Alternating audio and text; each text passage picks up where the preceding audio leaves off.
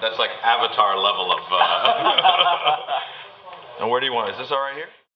We are very honored to be able to sit down with you here at your residence and speak to you a little bit more about your involvement. Appreciate that. Really interesting collaboration we have here. How did this all begin? How did you get involved with ArtStage Singapore, and how did the award come about?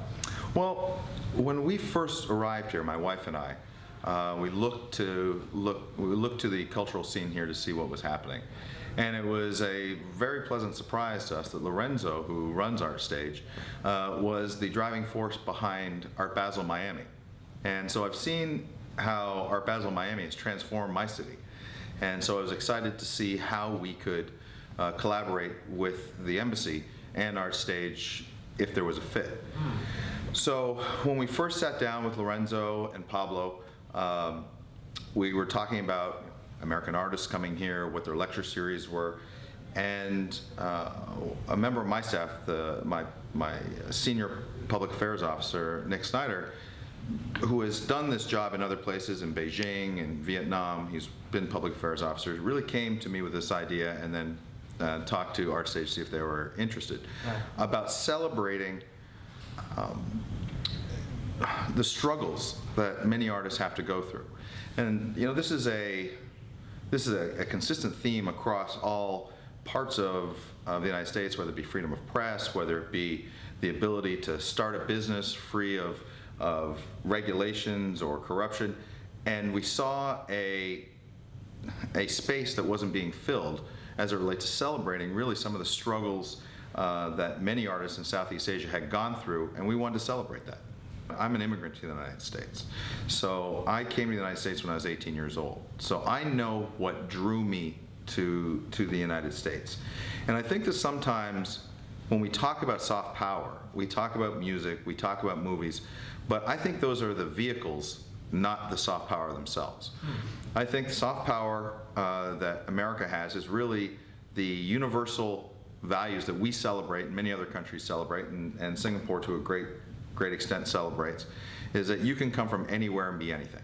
And we have a president of the United States that was raised by a single mother, went to university and law school essentially on scholarship.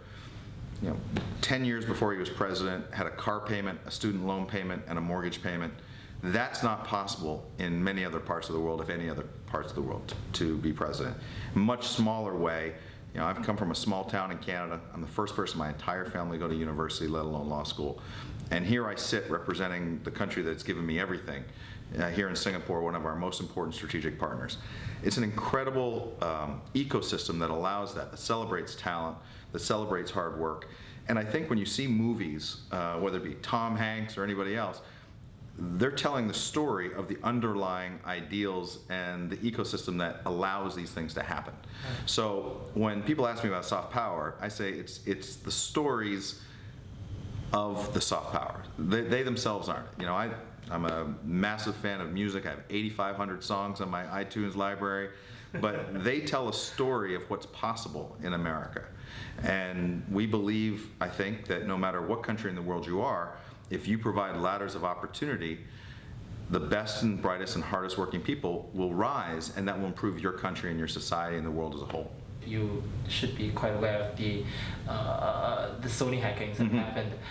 What's the reaction been like from the United States, and how is that sort of being at risk in terms of freedoms that the country espouses? Well, I think you framed that exactly right.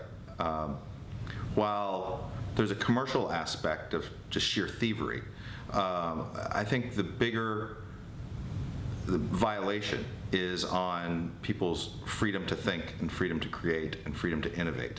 If you attack things that are fundamentally American or fundamentally the essence of a free society, there will be accountability. And I think the most heartening part of how this has transpired is not just the reaction from America, but reaction from the world about how just unbelievably offensive this was.